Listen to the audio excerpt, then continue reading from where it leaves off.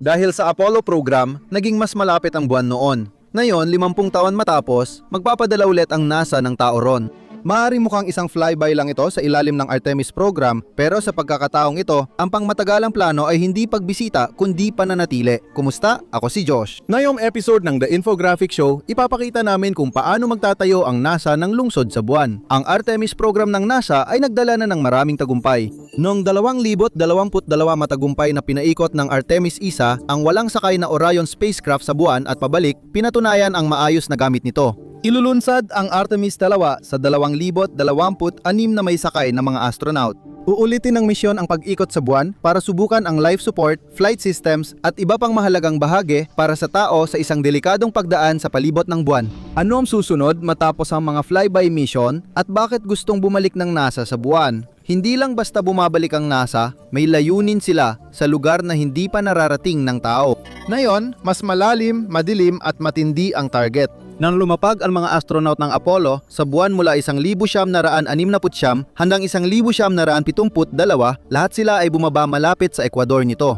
May katwiran ito dahil patad ang lupa sa Ekwador at tiyak ang mga kondisyon sa paglapag.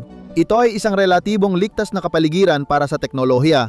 Noong dekada 60 ito ang kosmikong katumbas ng paglubog ng iyong mga daliri sa paa sa mababaw na bahagi ng swimming pool. Natapos ang misyon, naitayo ang mga watawat, na-inspire ang sangkatauhan. Pero ang mga susunod na Artemis na misyon ay iiwan ang gabay na yon. Ang kanilang magiging target ay ang Shackleton Crater na nasa humigit kumulang 89 na degrees timog sa timog na poste ng buwan. Hindi ito simpleng paglipat, kundi planado ito sa nag-iisang lugar na magbibigay daan sa permanenteng presensya ng tao. Para maintindihan ito, dapat mong malaman ang isang kakaibang paradoha sa solar system. Ang timog poste ng buwan ay isang kamanghamanghang halimbawa ng kakayahang mabuhay sa kalawakan. Sa ilang milya lang ang pagitan, makikita mo ang dalawang magkasalungat na sukdulan na di dapat magkasabay kahit sa luhika. Sa isang banda, mayroon kang mga tuktok ng walang hanggang liwanag, mga gilid ng bundok at gilid ng bunganga na palaging nabababad sa sikat ng araw, hindi man buong araw pero halos ganoon na rin. Parang nakatira ka malapit sa mga pole ng daigdig na may midnight sun. Bakit ito nangyayari? Ang mga pole ba ay nakakaranas ng 6 na buwang dilim? Dahil ang ating planeta ay nakatagilid ng 23.5 degrees, ang buwan naman ay may axial tilt na 1.54 degrees lang, kaya halos tuwid ito. Ibig sabihin, dito mataas ang araw sa kalangitan ng mga pole ng buwan. Parang gumagapang lang ito sa gilid ng abot tanaw, paikot-ikot sa parehong antas. May ilang tuktok tulad ng gilid ng Shackleton Crater at bundok malipert na halos tuloy-tuloy na nasisinagan ng mababang sinag ng araw at kung saan halos hindi lumulubog ang araw.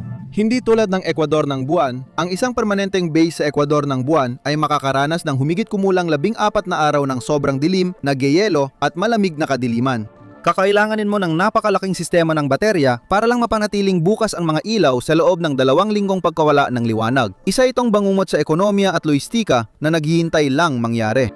Sa Timog Polo, halos tuloy-tuloy ang solar power. Para itong cheat code sa system ng buwan, kaya gusto ng NASA itong samantalahin. Dito, nagiging kapana-panabik ang mga bagay. Ilang hakbang lang mula sa mga tuktok na nasisinagan ng araw, kabaliktaran ito sa iyo. May mga bunga ang permanenteng nasa anino at hindi pa natatamaan ng liwanag ng araw sa mahigit 2 bilyong taon. Hindi ito pagmamalabis. Mayroong daan-daang ganitong mga bunganga na palaging nasa anino na kilala sa buwan at bawat isa ay may temperaturang mas mababa pa sa negative 200 degrees Celsius, sobrang lamig na kaya nitong patigasin ang oxygen. Solido.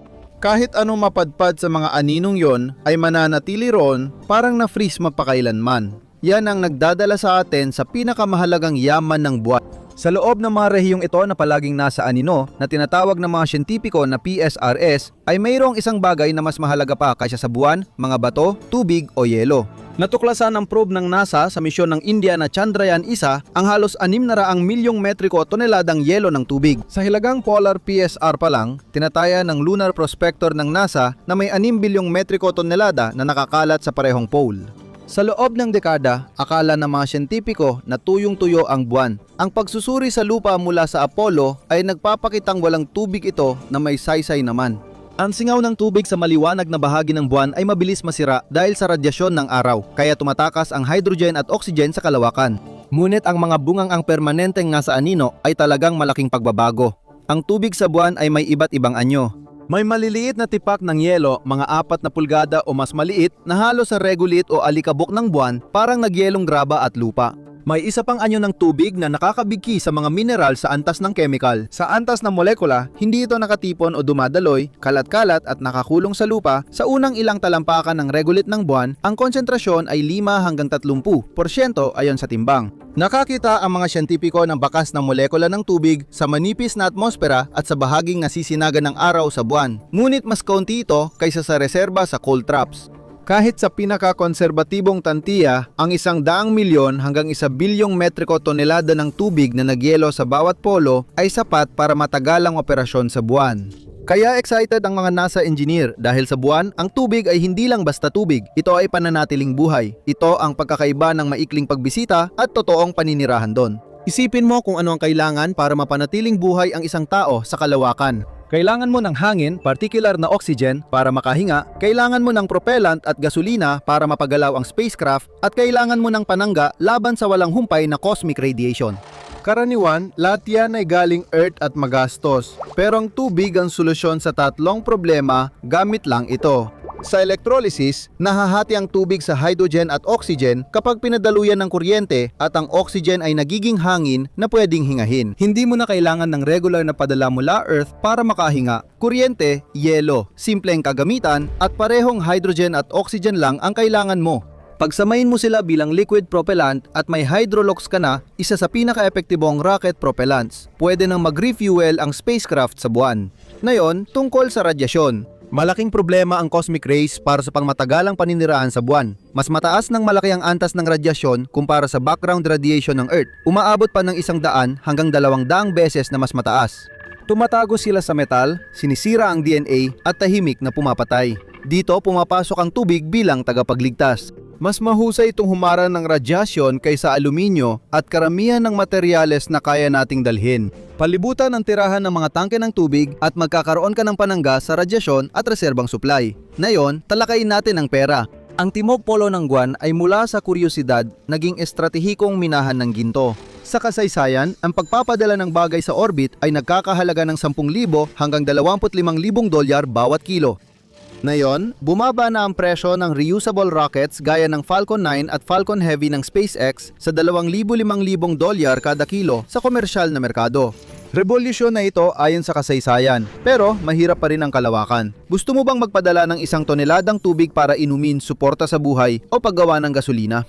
2 hanggang 5 milyong dolyar pa rin ang halaga niyan kahit bagay lang itong nahulog mula sa langit. Ang gravity ng buwan ay ika-6 lang ng sa atin, mga 5.32 talampakan bawat segundo kwadrado kumpara sa 32.2 dito sa mundo. Bukod sa mas madaling ilunsad, mas mura rin ito. Mas kaunting enerhiya, gasolina at gastos ang kailangan para magpadala ng 1 toneladang tubig mula sa buwan kaysa mula sa mundo. Ang isang misyon papuntang Mars ay nangangailangan ng daan-daang tubig para sa inumin, oxygen para sa paghinga at panggatong para sa biyahe. Ilunsad mo lahat ng iyon mula sa mundo. Bilyon-bilyong dolyar ang gastos sa gasolina pa lang habang nilalabanan ang grabidad sa bawat biyahe. Pwede ka ring magmina ng yelo sa buwan, gawing gasolina at suporta sa buhay at maglunsad mula sa katawang langit na may 1/6 lang ng grabidad. Ang sasakyang pangkalawakan ay aalis mula sa buwan na may gasolina at supply, handa na sa paglalakbay. Parang nagiging gasolinahan ang buwan, 239,000 milya mula daigdig. Isa rin itong planta ng paglilinis ng tubig, lugar ng konstruksyon at launch pad, kaya mahalaga ang Shackleton Crater. Ang Ecuador ay may sikat ng araw at magagandang tanawin. Malaki ang potensyal ng South Pole para sa infrastruktura. Ipinakita ng Apollo na kaya nating bumisita, layunin ng Artemis na patunayan na kaya nating manatili na magbabago ng lahat. Pero bago makaani ng yelo at magtayo ng base, dapat muna nating harapin ang pinakamapanganib na banta ng buwan. Hindi meteor, radyasyon o matinding pagbabago ng temperatura ang dahilan, kundi alikabok na maaaring sumira sa lahat ng plano ng NASA. Halos napahinto nito ang Apollo program. Ang lunar regolith, ang technical na tawag sa alikabok at lupa ng buwan, ay kakaiba kumpara sa kahit anong meron sa Earth. 4 bilyong taon ng pagtama ng meteorite ang nagdurog sa mga bato sa buwan hanggang maging pino ang mga butil nito. Dahil walang atmosfera para sunugin ang mga tumatamang bagay, walang mga karagatan para sumalo ng mga impact o hangin para pakinisin ang mga ibabaw, ang alikabok ng buwan ay kakaiba kumpara sa kahit anong meron sa Earth. Matulis at matalim mula sa pinong parang pulbos ng takum hanggang laki ng butil ng buhangin, may tigas na 5 hanggang 7 at maihahambing sa totoong salamin. Ang regolith layer ay karaniwang may lalim na 13 hanggang 16 na talampakan sa mga patag na bahagi ng buwan na tinatawag na mare at simula pa lang yan. Umaabot ito ng 33 hanggang 49 na talampakan ang lalim sa mga mataas na lugar. Ang mga misyon ng Apollo ay nakapagsukat ng lalim na hanggang 39 na talampakan sa ilang mga lokasyon. Ang maliliit na butil ay matalim, nakakaadnas, posibleng nakamamatay at dahil may kargang elektrisidad, dumikit ito sa lahat. Iniulat ng mga astronaut ng Apollo na ang alikabok ay pumasok at kumalat sa selyadong kagamitan at puminsala sa spacesuit, bota, kamera at lalagyan ng sample. Nasira ang vacuum seals ng kanilang kagamitan at nagasgas pa ang mga visor nila. Hindi pa ito ang pinakamasama. Pagbalik ng mga astronaut ng Apollo 17 sa lunar module at pantanggal ng helmet, nakalanghap sila ng kaunting alikabok. May ilang moonwalker na nakaranas ng pagbahing, pagluluhan ng mata, pananakit ng lalamunan at baradong ilong. Tinawag itong lunar hay fever ni Harrison Schmitt at minsan tumatagal ng ilang araw. Ayon sa bagong pag-aaral, hindi naman talaga lason ang alikabok na ito. Mas mataas ang tsansa mong magkasakit dahil sa polusyon dito sa Earth kaysa sa lunar regolith. Naglalaman ito ng matutulis na silica crystals, parehong sanhi ng silicosis o permanenteng peklat sa baga ng mga minero. Sa grabidad ng buwan na 1/6 sa daigdig, mas matagal lumulutang at mas malalim nakakapasok sa baga ang microscopic particle. Ang tunay na problema ay kapag lumalapag ang rocket sa buwan, ang tambutso nito ay nagpapalipad ng regolith sa mataas na bilis.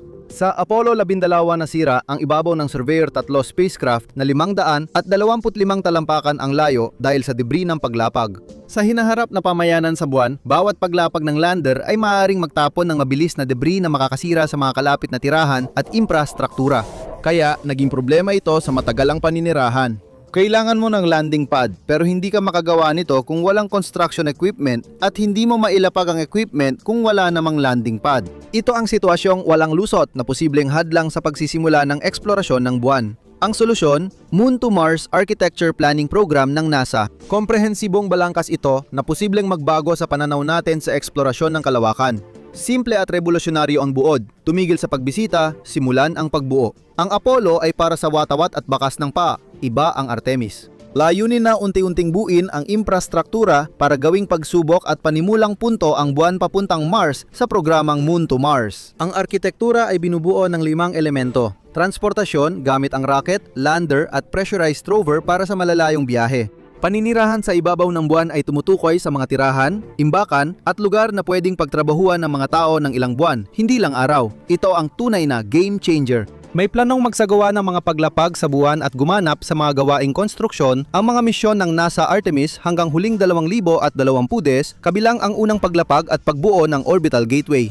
Ang pangmatagalang plano nila para sa mga infrastruktura sa buwan ay nakatarget hanggang 2030 at lampas. Parang napakalayo pa, di ba? Pero unti-unti nang natutupad ang mga ito ngayon. Pero para makarating tayo sa paninirahan sa buwan at mga base sa buwan, kailangan nating balikan ang mahirap na problema ng mga landing pad na yan. Ang problema ng aktwal na pagtatayo ng mga bagay sa buwan. Pag-usapan natin ang konkreto. Sa Earth, madali lang gumawa nito. Haluin lang buhangin, tubig, semento at aggregate, ibuhos at hintayin tumigas. Libu-libong taon na natin itong ginagawa. Ito ang pundasyon ng sibilisasyon. Ngunit sa buwan, ibang laro. Ayon sa NASA, kailangan nila ng material na parang konkreto para makagawa ng matitibay na landing pad na walang regolith at estruktura sa buwan para sa pangmatagalang paninirahan. Hindi kayan tustusan sa ekonomiya ang pagdadala ng lupa at tubig, kaya naghanap ng solusyon ang NASA. Nakipag-partner sila sa Icon, eksperto sa 3D printing ng gusali, at Big Architects, kumpanya sa likod ng mga makabago at kakaibang estruktura sa mundo. Magkasama nilang inilunsad ang Project Olympus noong Oktubre 2020 na sinuportahan ng kontratang $57.2 milyong na iginawad noong 2022. Simula ito ng inaasahan ng NASA na magiging susi para gumawa ng kalsada, landing pad at tirahan sa buwan. Kung purong regolith at enerhiya lang at walang inangkat na materyales, hindi mo basta mahahalo ang tubig sa regolith. Kahit may ekstrang tubig, hindi pa rin ito uubra. Dahil sa mababang presyon sa buwan, ang tubig ay nagyeyelo o mabilis sumisingaw, kaya walang nagaganap na chemical na reaksyon na kailangan ng likidong tubig. Agad nag-eksperimento ang NASA gamit ang init, hindi tubig, lalo na mga high-powered laser. Naniniwala ang mga siyentipiko at eksperto na maaari mong kunin ang lunar regolith at hubugin ito sa kahit anong anyo na gusto mo gamit ang isang robotic na 3D printer. Pinapatong mo lang ito ng patong-patong para mga Lego bricks at pagkatapos ay tinatamaan mo ito ng isang nakatutok na laser beam na nagpapainit sa regolith hanggang umabot sa temperature na nasa pagitan ng 1,200 at 1,500 degrees Celsius. Sapat ang init para matunaw at magdikit ang mga particle, prosesong tinatawag na sintering. Hindi lubos natutunaw ang mga particle, umiinit lang sila para matunaw ang ibabaw at magdikit. Pag lumamig na, magkakaroon ka ng matibay na material na parang bato na kayang suportahan ang estruktura sa grabidad ng buwan, tiisin ang matinding pagbabago ng temperatura at harangin ang radyasyon. Gumagana ito dahil ang lunar regolith ay may mga metalikong bakal na particle na mahusay sumipsip ng laser na enerhiya. Perpekto ang magaspang at madaling dumikit na bagay para dito. Ang lakas ng sintered regolith laban sa puwersang pumipisil ay maihahambing sa mas mahihinang uri ng konkreto sa daigdig. Nakakatulong ang grabidad sa buwan dahil di mo kailangan ng kasing lakas na estruktura. Maglagay lang ng mga 2 talampakang ganitong material sa paligid ng tirahan mo at mahaharangan na ang napakalaking bahagi ng cosmic radiation. Umaasa ang NASA na gamitin muna ang prosesong ito ng sintering para gumawa ng mga landing pad sa buwan. Ang disenyo ay nangangailangan ng mga hexagonal na pad na may diametrong 33 hanggang 40 talampakan, kasya sa isang lunar lander. Sa maliit na palugit para sa pagkakamali, pwedeng maging halos otomatiko ang paggawa ng pad. Maaring lumapag ang robotic lander pero delikado ang unang paglapag. Pinatunayan na ng kasaysayan ang panganib nito. Sa Apollo, 11 si Neil Armstrong ay may natitirang 45 hanggang 50 segundo na fuel habang mano-manong inihatid ang Eagle sa ibabaw, lumampas sa mapanganib na bahagi na puno ng malalaking bato na itinuro ng computer. Paglapag ng ligtas, maglalabas ang robotic lander ng mobile 3D printing system. Gagalaw ito sa landing zone, maglalatag ng regolith patong-patong. Pinapatibay ito gamit ang mga laser at pagkatapos ay bubuin ang pad sa mga bahagi sa loob lamang ng ilang araw.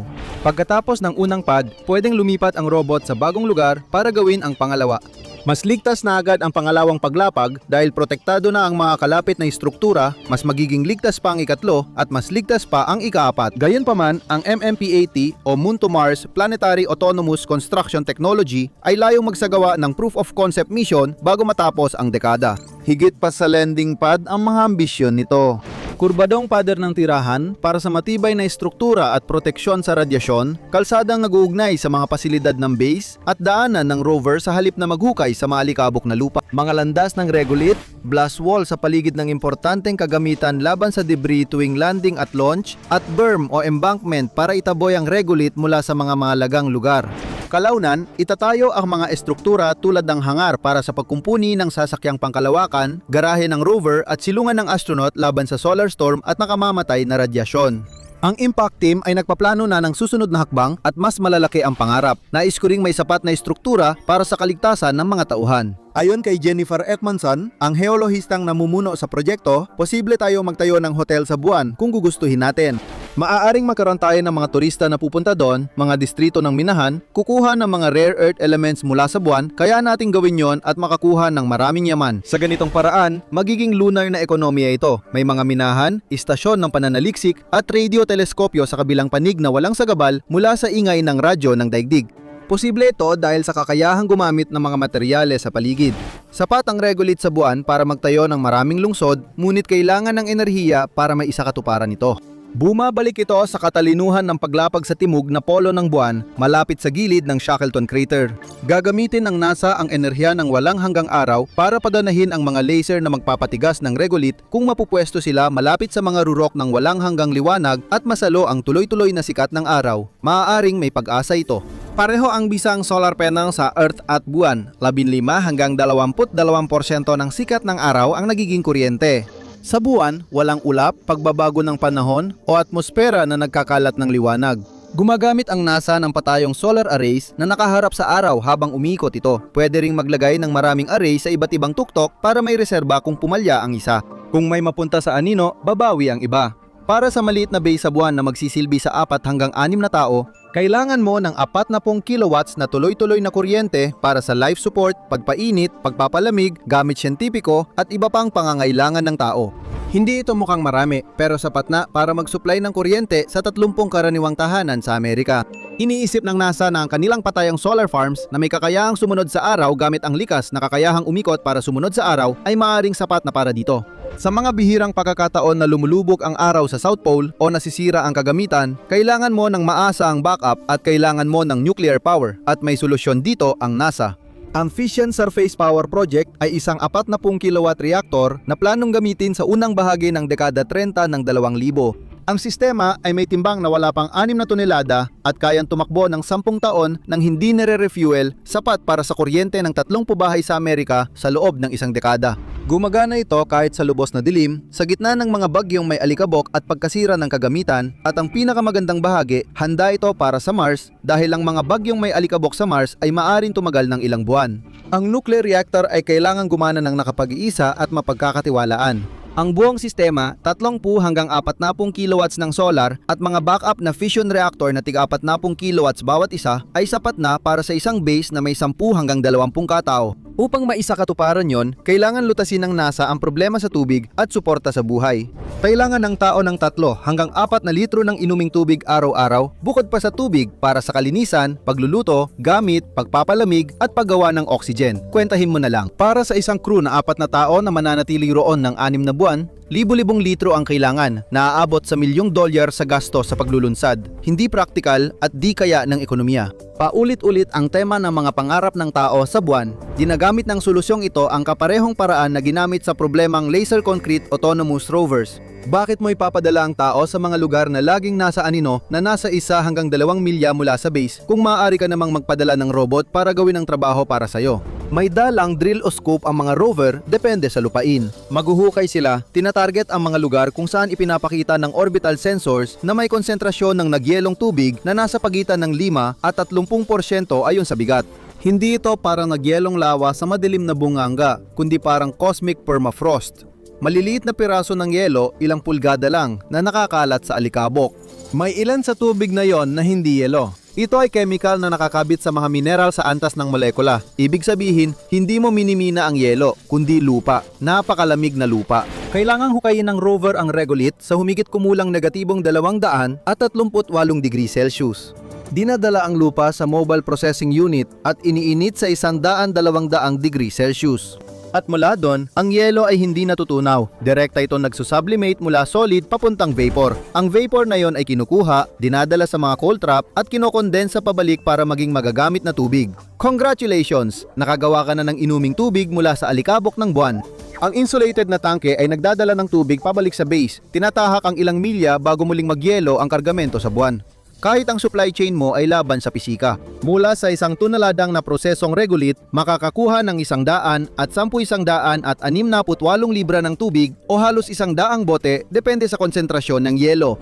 Mukhang posible yon hanggang maalala mo ang kahit may recycling, malalaking tirahan sa buwan ay mangangailangan pa rin ng daan-daang litro ng tubig araw-araw. Para sa suporta sa buhay, paghahanda ng pagkain, kalinisan, paggawa ng oxygen at kontrol ng init, kailangan mong magmina ng 1 hanggang 10 tonelad ng lunar na lupa araw-araw para mabuhay. Isang ganap na industrial na operasyon ito sa isa sa pinakamapanganib na kapaligiran sa solar system. Kapag dumaloy na ang tubig sa base, doon magsisimula ang tunay na himala at titibay na ang kaligtasan. Sa ISS, ginawang sining ng NASA ang pag-recycle sa loob ng mga dekada. Kayang bawiin ng makabagong sistema ang 78% ng wastewater ihi, pawis at halumigmig sa paghinga at nililinis ito hanggang mas malinis pa sa karaniwang tubig sa daigdig. Sabi ng mga astronaut, ang kape ngayon, bukas ay kape ulit. Sa loob ng tirahan, kailangang manatiling parang sa daigdig ang mga kondisyon, matatag na presyon, balanseng mga gas at halos walang pinapahintulutang tagas. Sa labas ay vacuum, may radyasyon at nakamamatay na matitinding kondisyon. Panangga mula sa pinagsiksik na regolith ang nagproprotekta mula sa kalawakan, ngunit ang labas ay sistemang walang awa. Ito ang natataas ng tanong, kaya ba talagang umunlad ang mga tao rito? At kung oo, sino ang maunang pupunta? Ang mga tripulante ng Artemis ay maari manatili lamang ng 1 linggo. May ikling misyon kung saan ang mga may sakay na lander ay dumarapo, sumusubok at bumabalik. Pagsapit ng kalagitnaan ng dekada 30 ng 2000, inaasahan ng NASA ang mga 6 hanggang 12 buwang misyon tulad sa ISS. Pero ngayon, walang mabilis na sakay pauwi kung emergency. Sino ang magboboluntaryo? Hindi ito para sa thrill seekers o turista. Magboboluntaryo ang mga siyentipikong naghahangad ng mga tuklas na magpapabago sa mga aklat-aralin, pati mga inhinyerong gustong maging bahagi ng kasaysayan ang kanilang gawa. Mga heolohistang nag-aaral ng pinagmulan ng planeta, doktor na nagsasaliksik ng medisina sa mababang grabidad, at mga taong may malalim na uhaw sa kaalaman. Ang mga astronaut ng NASA ay may disenteng kita pero hindi marangya, kahit ang mga pribadong kontratista sa buwan ay hindi rin mag-aalok ng pamumuhay na pangbilyonaryo. Walang pumupunta roon para yumaman, kundi para sa kabuluhan. Hindi rin naman ganoon kapansin-pansin ang isang araw sa buwan. Ang personal na espasyo ay hindi kalakihan at kasing laki lang ng malaking walk-in closet. Sobrang higpit na schedule, gising, kain, trabaho, ayos, ersisyo, tulog. Hindi pwedeng palampasin ng 2 oras na ersisyo araw-araw. Sa 1/6 na gravity, unti-unting nababawasan ang densidad ng buto at humihina rin ang mga kalamnan. Kailangan ng matinding rehabilitasyon ng astronaut pagbalik sa Earth para palakasin muli ang kalamnan. Mas masarap na ang pagkain kaysa sa panahon ng Apollo, pero relatibo pa rin ang masarap. Daan-daang pagpipilian pero walang sariwa. Ang hydroponic na litsugas ay hindi na gulay, kundi pampatas na lang ng moral. Paulit-ulit ding nire-recycle ang tubig, malamang mula pa sa sarili mong ihi. Napagtanto ng mga astronaut ang halaga ng molecularly purified. Ang pamumuhay sa buwan ay malaking hamon sa isipan. Ang tunay na kalaban ay pag-iisa dahil 2 hanggang 6 lang ang kasama mo. Tanungin mo ang sinumang kasali. Ang mga reklamo sa pagkain, regolith at solar flare ay maaring hindi na mahalaga. Maaring tahimik na baguhin ng susunod na dekada ang kinabukasan ng sangkatauhan. Hindi magiging tandaan ng pagbabalik sa buwan ang Artemis, kundi isang pagdating, ang pundasyon para sa pagiging permanente, ang pintuan papuntang Mars, ang unang tunay na hakbang lampas sa daigdig. Sa kabila ng pagiging totoong bahagi ng kasaysayan at malapit sa atin, bihira natin itong pag-usapan. Ang Apollo ay nag-iwan ng bakas ng paa. Maaaring magdala ang Artemis ng isang sibilisasyong nasa labas ng daigdig, kaya dapat itong tuklasin. Kung tingin mo kakaiba ang magtayo ng lungsod sa buwan, panurin ang 50 nakakagulat na katotohanan tungkol sa kalawakan na hindi mo alam o i-click ang video na ito.